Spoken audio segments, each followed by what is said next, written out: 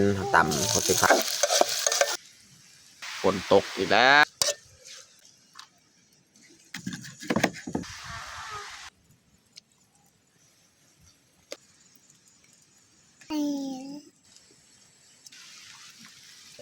อย่าลืมกดไลค์กดแชร์และกดติดตามเด้อพี่น้อง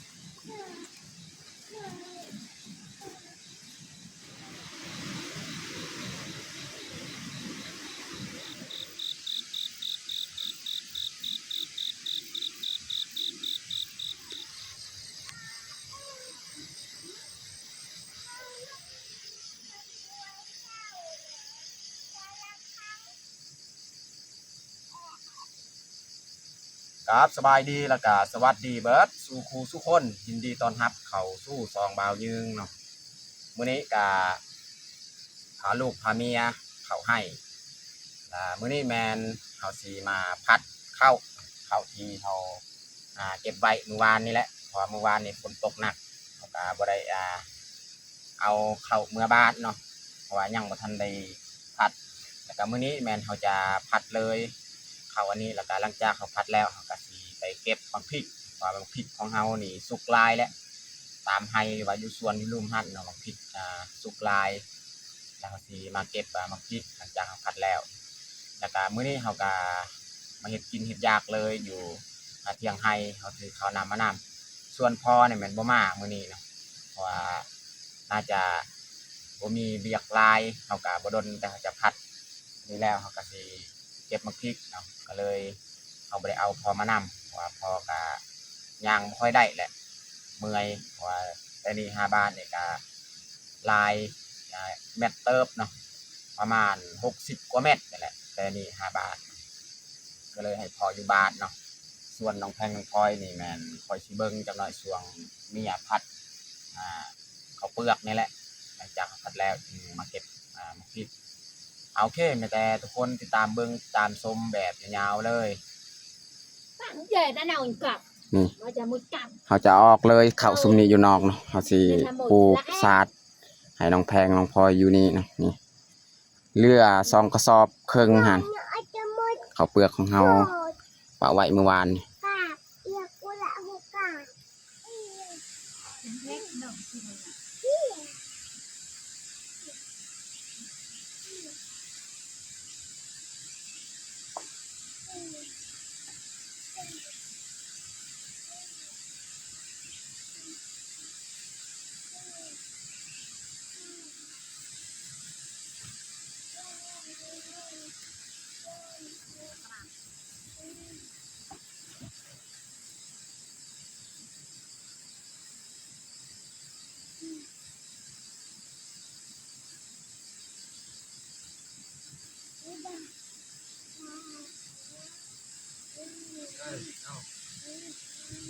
เอาตี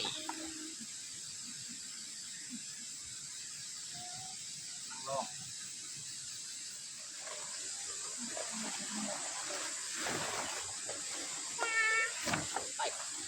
ไปเราดังทอง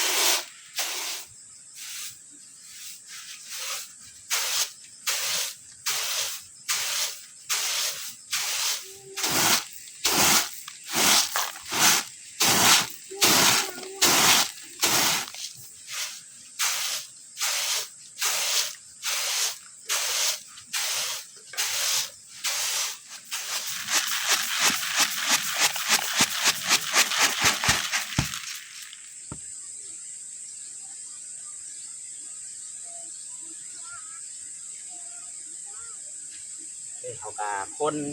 หลังจากเมียพัดแล้วก็คนมาตากไว้อยู่นี่เลย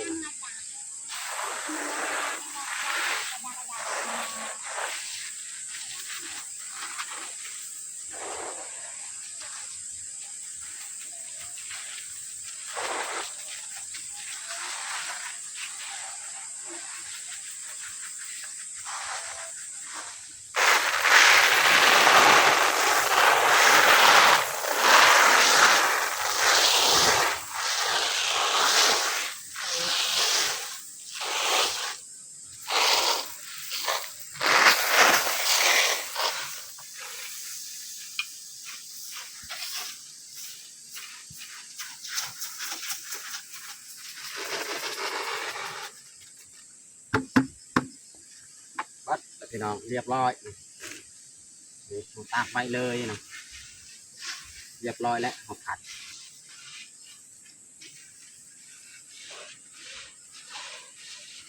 ไปเอาสีเกียมไปเก็บมังพริกเพราะว่าตอนนี้น้องแพงกำลังนอนแต่ว่าเราตื่นจังน้อยนี่ยากแล้วตอนนี้กำลังเรานอนไปเก็บมังพริก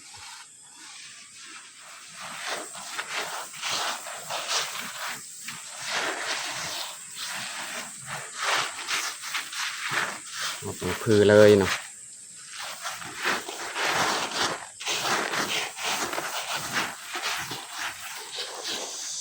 เรียบร้อยตากไว้นะโอเคบัดนี้เราสีเกียมไปเก็บมักพริกเลยเนาะนี่ตามกลางให้นี่ก็สุกแล้วนะมักพริกเนาะนี่ทุกคนเบิ่งนี่มักพริกสุกเบิดเลยตอนนี้ไปพูดกับมีแถวลุ่มหั่นเนาะแล้วก็แถวให้ทางนี้มื้อนี้แหละสิได้เก็บเนาะ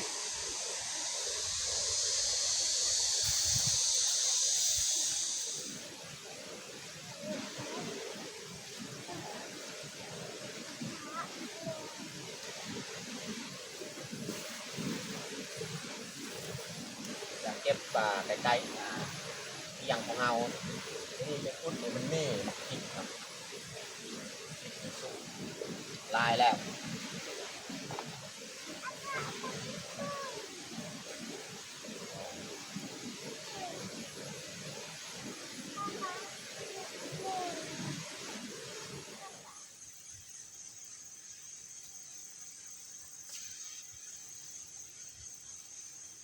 นี่สบายแล้วเก็บอีกเพราะว่าเข้าของเขากับเกี่ยวแล้วแต่ต่อไปเนี่ยเขาเสียหญ้าแล้วเสียหญ้าส่วนพริก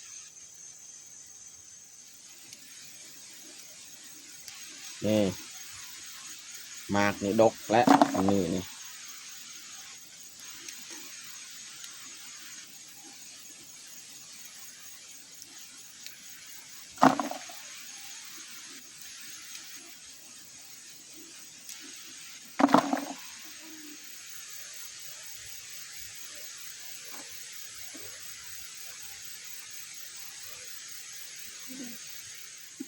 เขาจะเก็บใส่กระคุนี่เขาเลาะเลยนะตามไฮนี่เพราะว่ากลางไฮนี่กะแต่นี่หอดพูดเนาะวิดหลังเทียงของเขาเบิ่งหันมาจากว่าสีแล้วหรือบ่เก็บจังหน่อยนะแต่ว่าอยู่ส่วนอยู่หันก็ยังส่วนที่เขาปลูกเฉพาะมักพริกอยู่หันอันนี้เขาจะเก็บตามไฮนี่ก่อนเนาะ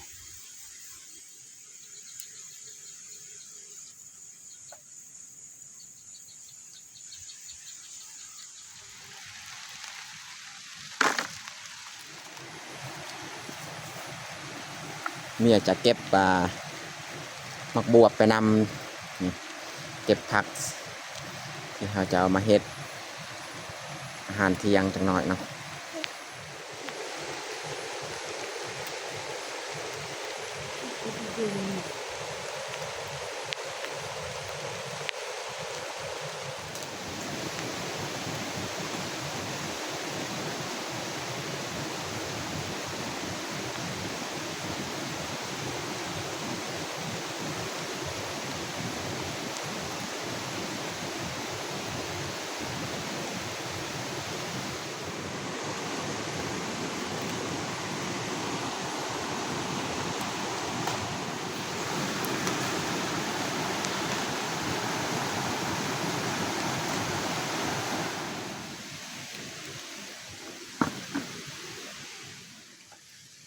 มื่อต้อง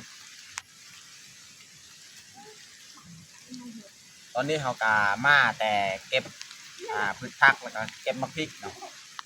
แต่ว่าพริกนี่ส่วนลุ่มยังบนทันได้เก็บเพราะว่าเบิ่งบรรยากาศนี่ฝนสิตกแล้วยังมากะเอาสีมาเฮ็ดอาหารเที่ยงพอมันโดนอันนี้เขากะสีเอาออกเลยพืชผักเขาเก็บเนาะ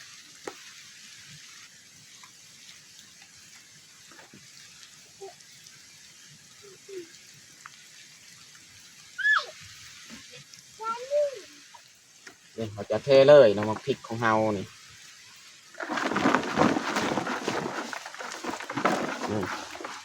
ใบลายเติบแล้วแต่ว่าเขาเก็บยังบ่ทันเบิดเทื่อเนาะนี่มักพริกนี่ยังบ่ทันได้เบิดเนาะถ้าว่าเบิดเขาเก็บนี่น่าจะประมาณครึ่งกระดงสำนี้แหละเพราะว่ายังบอนหนึ่งบอนส่วนยังบ่ทันเก็บอันนี้เขาเก็บตามกลางไฮนี่ได้สำนี้เนาะอันนี้พืชผักบัดนี้แต่เขาสิเกียมไปล้างผักพืชเนาะที่เขาเก็บแล้วก็มาเฮ็ดอาหารเที่ยงฝนตกแล้วพี่น้องเอ้ยฝนมาแล้วส่วนเมียนี่กำลังยัดเข้าเราตากไปอีกทีนั่นแหละแต่ว่าก็ทันเพราะว่าเขาได้เข้าอยู่เที่ยงฮะถึงบ่เปียกเนาะ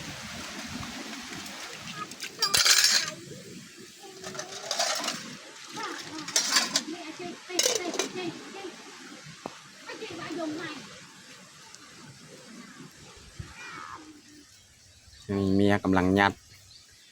ข้าวเปลือกของเฮาเขาก็โฮมไว้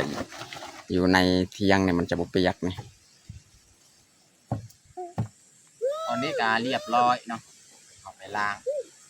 เขาล้างพืชผักซ้ำเขาเฮ็ดกินนี่แหละวันนี้เขาสิเริ่มมาเฮ็ดอาหารเที่ยงเลยพี่น้อง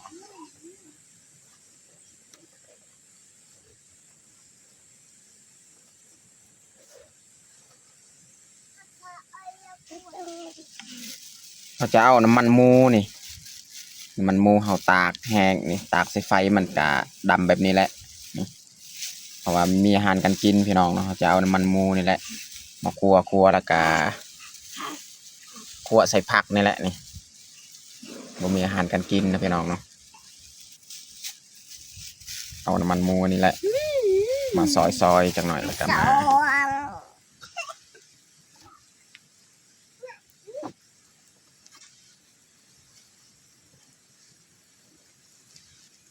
ช่วงนี้นี่ฝนตกตลอดตกเลยว่าตกมื้อนี้ตกกับเป็นยังว่าเราเกี่ยวข้าวกะแล้วแหละเลือดแต่ข้าวพันอยู่เทิงนั้นยังบ่สุกต้องได้รอท่าอาทิตย์หนึง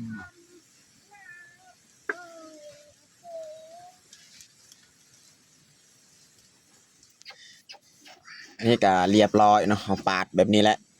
ปาดเอามาทอดน้ำมันนี่ออกแล้วจึงคั่วใส่ผักส่วนตัวนี้นี่แม่นเขาจะปิ้งอีกเนาะเพราะว่าสำนี้ก็พอแล้วเอาใส่น้ำมันเอาทอดใส่ผักคั่วใส่ผักเนาะนี่นั่งเนี่ยจะปิ้งกับตัวนี้นะ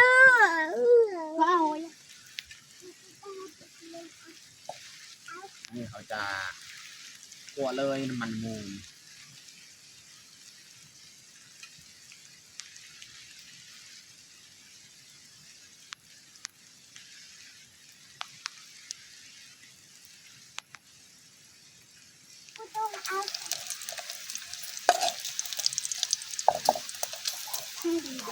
ี่น้ำมันออกเขาก็เอามักพริกกระเทียมที่เขาตำมาคั่วเลยเนาะมาทอดเลยนะพี่น้อง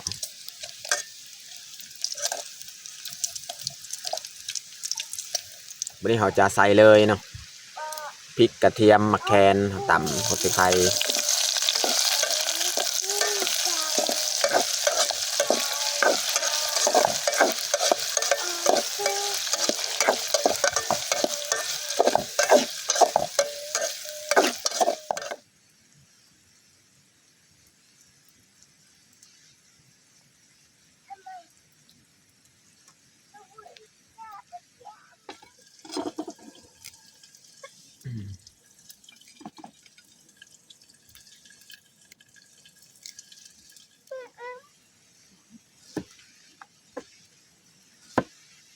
อันนี้มดแดงนะพี่น้องมดแดงอยู่ตามดอกอะบวบ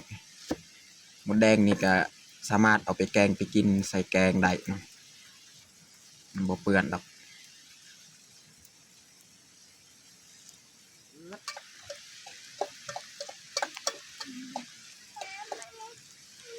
วันนี้เราจะใส่ผักเลยนะพี่น้องเนาะ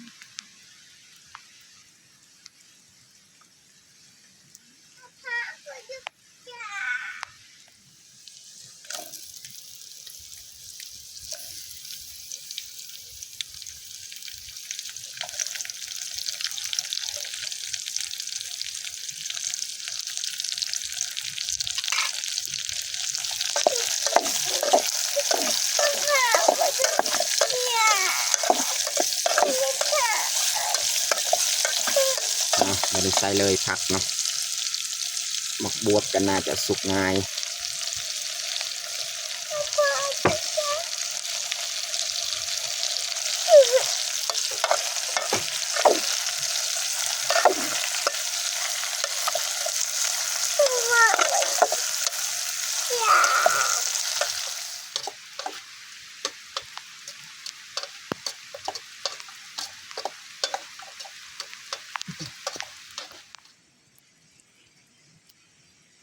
นี่เขาจะบิ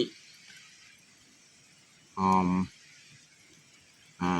พาริตู้แมนหอมบัวนะบันนี้สุดท้ายเขาจะใส่หอมบัวกับพาริตูเนาะถือว่าเรียบร้อยคั่วผักพี่น้อง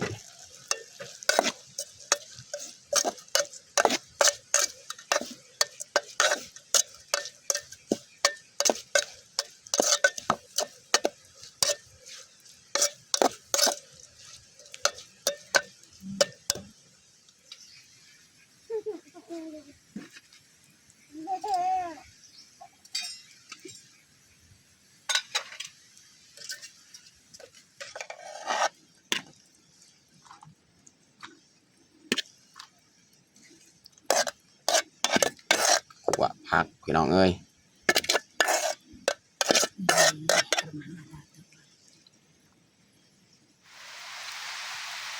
ฝนตกอีกแล้วพี่น้องเอ้ย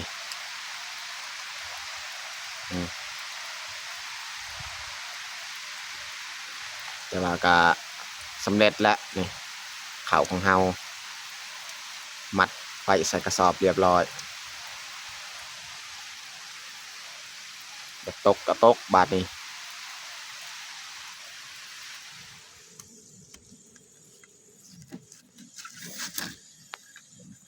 นี่มันของจีนังเมื่อกี้แหละ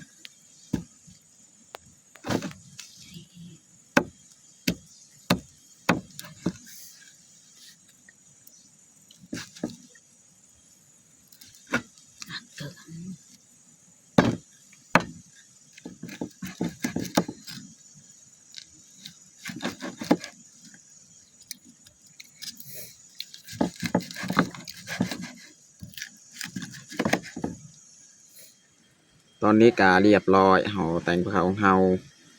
คั่วยอดมักบวบแล้วก็มักบวบใส่น้ำมันหมูนะพี่น้องเนาะแล้วก็ส่วนอันนี้แม่นนั่งปีกนั่งหมูแล้วก็มีแจวพี่น้องเนาะสำหรับอาหารเที่ยงของเฮากับบัดนี้แหละ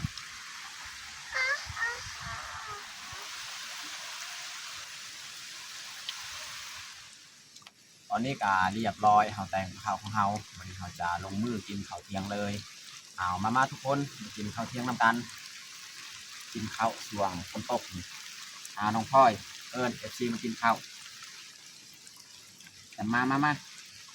ทุกคนมากินข้าวน้ำกันน้องพลอยเอิญแล้วเอามากินน้องพลอยกับเอิญคนมากินข้าวเที่ยง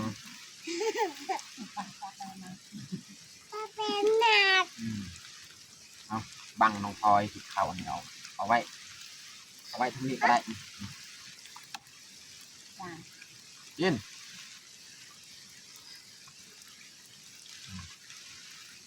ต้องมาใส่กินมัน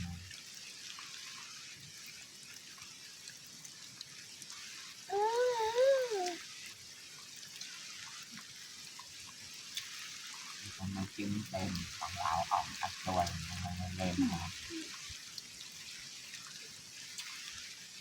คนละเรื่องกับป้าอ้อม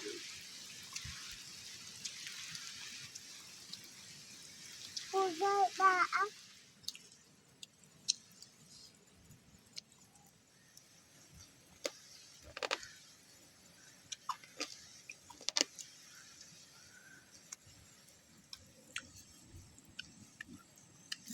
เออ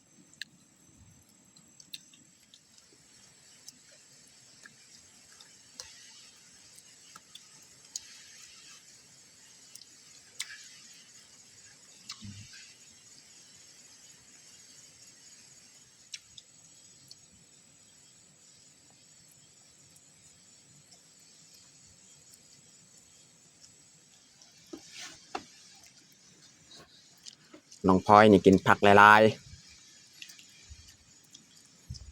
ๆกิน ดิ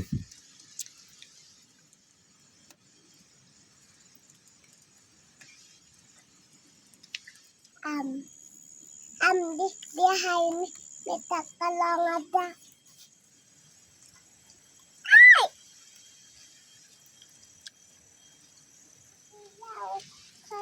อาหารกันกินก็สุดยากเนาะกินแต่ผักยาก